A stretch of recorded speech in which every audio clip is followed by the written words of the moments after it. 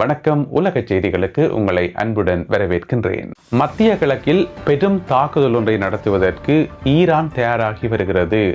ஈரானினுடைய இஸ்லாமிய புரட்சிகர காவல் படையினர் தயாராகி வருகிறார்கள் என்று சொல்லி இரகசிய தகவல்கள் கிடைத்துள்ளன என்று அமெரிக்காவினுடைய மிக முக்கியமான ஊடகம் த வால் ஸ்ட்ரீட் ஜேர்னல் செய்தி வெளியிட்டிருக்கிறது.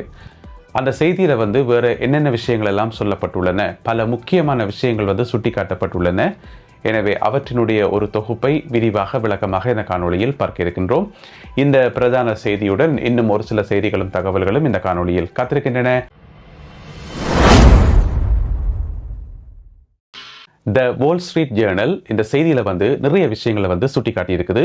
இப்போ நீங்கள் பக்கத்தில் பார்க்குறீங்க, இதுதான் அவர்கள் வெளியிட்ட அந்த செய்தியினுடைய அந்த கட்டுரையினுடைய தலைப்பு. என்னென்னு சொன்னால், தங்களுக்கு புலனாய்வு தகவல்கள் கிடைச்சது. முதலாவது அமெரிக்க புலனாய்வு அமைப்புகளுக்கு கிடைச்ச தகவல்கள், ரெண்டாவது இடைமறிக்கப்பட்ட தொலைத்தொடர்பாளர்கள்.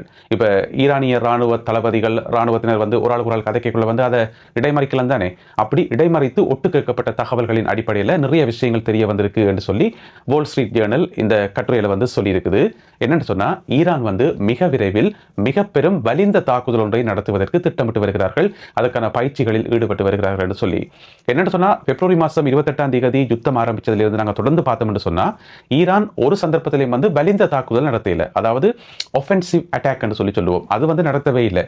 எப்போவுமே ஈரானை நோக்கி நடத்தப்படுற தாக்குதலை தடுக்கிற தாக்குதல், டிஃபென்சிவ் தாக்குதல், மற்றது அதற்கு ஒரு பதிலடி வழங்குகின்ற தாக்குதல்கள் அவ்வளவுதான் நடத்தப்பட்டிருக்கே ஒழிய, ஈரான் தன்னுடைய படை பலத்தை முழு சக்தியை பயன்படுத்தி ஒரு வலிந்த தாக்குதல் நடத்துறது, தாங்களாகவே முன் பெரிய ஒரு ஏரியாவை கைப்பற்ற சொல்லி அந்த மாதிரி தாக்குதலுக்கு போகல. ஏன்னு சொன்னா, ஈரான் தொடர்ந்து சொல்லிக்கொண்டே வருது, இந்த யுத்தம் தேவையில்லாத யுத்தம், நாங்கள் இந்த யுத்தத்துக்குள்ள வரவே இல்லை, நீங்களா தான் யுத்தத்தை ஆரம்பிச்சீங்க, நீங்களா தான் குண்டு போட்டீங்கன்னு சொல்லி ஈரான் தொடர்ந்து சொல்லிக்கொண்டு வருது தானே. இப்ப இவ்வளவு காலமும் அந்த ஒரு சீன் தான் போய்கொண்டிருந்தது. இப்ப பாத்தீங்கன்னு சொன்னா, ஈரான் ஏன் ரெடி ஆகுதுன்னு சொன்னா, அமெரிக்கா அந்த யுத்தத்துக்குள்ள கொண்டே காலை வச்சுட்டு இப்ப யுத்தத்தை நடத்தி முடிக்கவும் இல்லை, அது கிட்டத்தட்ட ஒரு அறகுறையா விட்ட மாதிரி.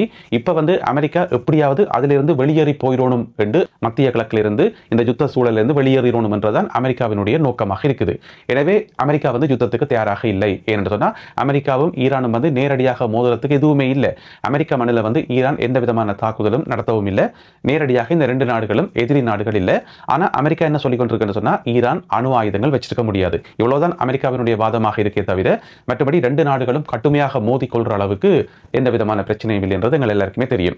எனவே அமெரிக்கா யுத்தத்தில் இன்ட்ரெஸ்ட் இல்லாமல் இருக்குது. எனவே அவர்கள் ஒரு ஆர்வம் இல்லாமல் இருக்கிற சந்தர்ப்பத்தை பயன்படுத்தி கொண்டு ஈரான் வலியை தாக்கினா அது மிகப்பெரிய ஒரு வெற்றியை கொடுக்கும். இது முதலாவது கணக்கு.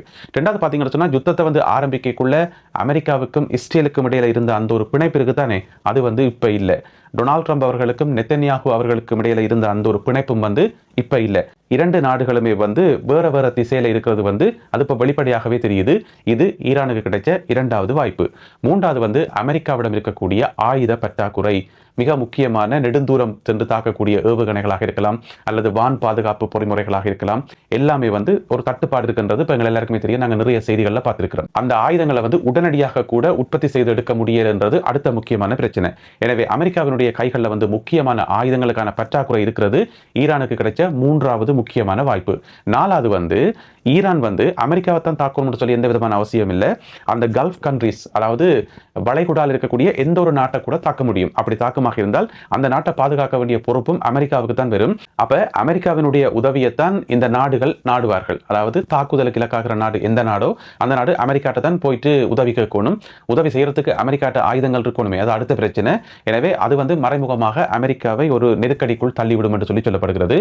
இது இன்னும் ஒரு முக்கியமான அட்வான்டேஜ். அடுத்தது இந்த யுத்தத்தில் டொனால்ட் ட்ரம்ப் அவர்கள் சொல்றார், ஈரான்கிட்ட கடற்படை இல்லை, வான்படை இல்லை, ஒன்றுமே இல்லை, எல்லாத்தையும் அழிச்சிட்டோம் என்று சொல்லி.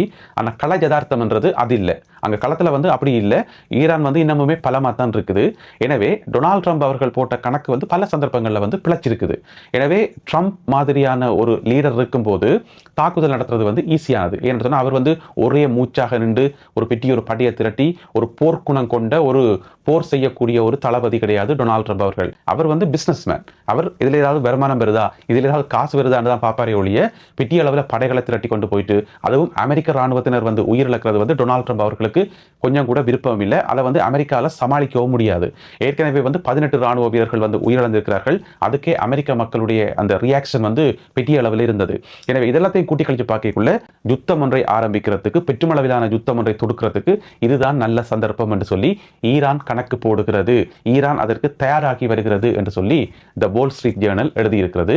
அது மட்டும் இல்லாமல் இப்போ கொஞ்ச காலமாக நடந்து கொண்டு வர இன்னும் ஒரு சில முக்கியமான டெவலப்மெண்ட் சம்பந்தமாகவும் வால் ஸ்ட்ரீட் ஜேர்னலுடைய இந்த கட்டுரையில் வந்து சொல்லப்பட்டிருக்குது. ஒன்று பார்த்தீங்கன்னு சொன்னால், ஈரானினுடைய சுப்ரீம் லீடர் முஜ்தபா கமேனி இருக்கார் தானே, அவர் வந்து இப்போ கிட்டல வந்து 6 முக்கியமான இராணுவ தளபதிகளை வந்து நியமிச்சிருந்தவர்.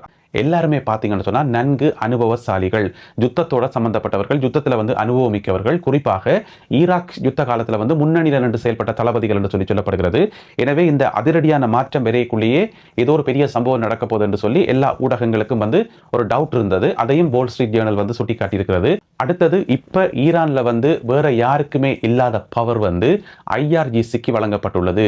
இஸ்லாமிய புரட்சிகர காவல் படைக்கு அதிக பவர் வழங்கப்பட்டுள்ளது என்று சொல்லி இந்த செய்தியில் வந்து சுட்டி காட்டப்பட்டிருக்கிறது. இப்போ முஜ்தபா காமினி கூட IRGCயோட மிக நெருக்கமாக முஜ்தபா காமினிக்காக என்ன வேணுமென்றாலும் செய்யறதுக்கு தயாராக இருக்கக்கூடியவர்கள் தான் IRGC என்று சொல்லி சொல்லப்படுகிறது. எனவே அந்த ஒரு கனெக்ஷன் வந்து இன்னும் ஒரு பவர்ஃபுல்லாக இருக்கும் என்று சொல்லி, அது மட்டும் இல்லாமல் இன்னும் ஒரு நடவடிக்கையிலும் இப்பொழுது ஈரான் தொடர்ச்சியாக ஈடுபட்டு வருது. அதுவும் வந்து வெளிப்படையாக தெரியுது. பார்த்தீங்கன்னு சொன்னால், ஒரு பக்கம் ஹவுதி அமைப்பினர் வந்து தொடர்ந்து தாக்குதல்களை நடத்துகிறார்கள். அங்கால ஈராக்கில் பார்த்தீங்கன்னு சொன்னால் உள்ளுக்குள்ள வந்து நிறைய தாக்குதல் சம்பவங்கள் நடக்குது. இங்கால வந்து பார்த்தீங்கன்னு சொன்னால் லெபனானில் வந்து ஹெஸ்புல்லா அமைப்பு, இந்த மாதிரி ஈரானால் வழிநடத்தப்படுற இந்த ஆயுத குழுக்கள் இருக்கு தானே, எல்லாத்தையும் வந்து ஒருங்கிணைச்சு அந்தந்த நாடுகளை வந்து பெரிய ஒரு குழப்பத்தை உருவாக்கவோ அல்லது பெரிய ஒரு மோதலை கட்டவிழ்த்து விடுறதுக்கோ ஈரான் பிளான் பண்ணலாம் என்று சொல்லி, அப்போ நிறைய பிரச்சனைகளை வந்து அமெரிக்காவும் அமெரிக்காவினுடைய கூட்டாளிகளும் வந்து எதிர்கொள்ள வேண்டி வரும் இந்த யுத்தத்தாலே என்று சொல்லி ஈரான் கணக்கு போடுகிறது என்று சொல்லி இந்த வால் ஸ்ட்ரீட் ஜேர்னல் வந்து சுட்டிக்காட்டி இருக்கிறது. அடுத்தது மிக முக்கியமான பாயிண்ட் என்னன்னு சொன்னா, ஈரானினுடைய ஆயுத உற்பத்திகள். அதாவது ஒரு பக்கம் மிசைல்ஸ், இன்னொரு பக்கம் ட்ரோன்கள். இந்த இரண்டையும் வந்து மிசைல்ஸையும் ட்ரோன்களையும் வந்து முதல் இருந்ததை விட இன்னும் அதிக அளவு தொழில்நுட்பத்தை, அந்த தொழில்நுட்பம் ஈரானுக்கு எப்படி கிடைச்சதுன்னு தெரியல, எந்த பக்கத்திலிருந்து வந்து கிடைச்சதுன்னு தெரியல, யார் உதவி செய்தார்கள் தெரியல. ஆனா முதல் இருந்ததை விடவும் இன்னும் நல்ல துல்லியமாக தாக்குதல்களை நடத்தக்கூடிய தொழில்நுட்பங்களை இப்பொழுது ஈரான் பெற்றிருக்கிறது. இந்த போர் நிறுத்த காலத்தில் வந்து அவர்கள் அதனை டெவலப் பண்ணி கொண்டார்கள் என்று சொல்லி சுட்டிக்காட்டப்பட்டிருக்கிறது. அது மட்டும் இல்லாமல் தற்போது ஈரானிடம் ஏராளமான ஏவுகணைகள், ஏராளமான ட்ரோன்கள் வந்து உற்பத்தி செய்யப்பட்டு எல்லாமே தயாராக இருப்பதாகவும் சொல்லப்படுகிறது. எனவே இந்த கட்டுரையில் சொல்லப்பட்டிருக்கிற எல்லா பாயிண்ட்ஸையும் வந்து கூட்டி கழிச்சு பார்க்கும்போது, அதோட இடைமறிக்கப்பட்ட ரகசிய தகவல்களை அதை அடிப்படையாக வச்சு பார்க்கக்குள்ள ஈரான் வந்து ஒரு பெரிய யுத்தத்துக்கு தயாராகி கொண்டிருக்கிறது. கிட்டத்தட்ட அப்படியான ஒரு போர் வெடிப்பதற்கான சாத்தியங்கள் இருப்பதாகத்தான் இப்ப சர்வதேச ஊடகங்களில் வந்து செய்திகள் போடப்படுகின்றன.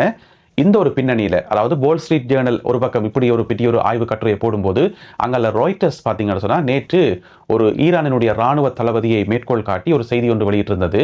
அதில் என்ன சொல்லப்பட்டிருக்குன்னு சொன்னால், இப்போ நேற்றையோட வந்து அமெரிக்காவுக்கும் ஈரானுக்கும் இடையிலான அந்த போர் நிறுத்தம் வந்து முடியுது தானே, 2 மாத அந்த 60 நாட்களை கொண்ட அந்த சமாதான ஒப்பந்தம் வந்து முடிவடைஞ்சிட்டுது. அது வந்து புதுப்பிக்கப்படையில. அப்படியான பின்னணியில் இன்னும் ஒரு சில வாரங்களில் ஏதாவது பெரிய டெவலப்மெண்ட் ஏற்படாட்டி, சமாதான பேச்சுவார்த்தைகளை வந்து முக்கிய திருப்பங்கள் ஏற்படாட்டி, நாங்கள் ஒரு பெரும் தாக்குதல் ஒன்றை நடத்துவோம் என்று சொல்லி அந்த குறிப்பிட்ட தளபதி வெளிப்படையாகவே சொன்னார் என்று சொல்லி ராய்ட்டர்ஸ் நிறுவனம் வந்து நேற்று செய்தி வெளியிட்டிருந்தது. எனவே ராய்ட்டர்ஸ் வெளியிட்ட இந்த செய்தியையும் வால் ஸ்ட்ரீட் ஜேர்னல் வெளியிட்ட அந்த செய்தியை வந்து கூட்டி கழிச்சு பார்க்கக்குள்ள எங்களுக்கு ஒரு ஃப்ரேம் ஒன்று வருது. அது வந்து ஈரான் ஒரு பெரும் தாக்குதலுக்கு தயாராகி வருகிறது என்றுதான். இந்த காணொலியில் பகிர்ந்து கொள்ளப்பட்ட செய்திகள், தகவல்கள் தொடர்பான உங்களுடைய கருத்துக்கள் என்ன என்பதை மறக்காமல் கீழே எழுதுங்கள். மீண்டும் சந்திப்போம் உறவுகளே. நன்றி, வணக்கம். சுந்தோஸ் முகமது இம்தியாஸ் என்ற எனது யூடியூப் சேனலை சப்ஸ்கிரைப் செய்யுங்கள்.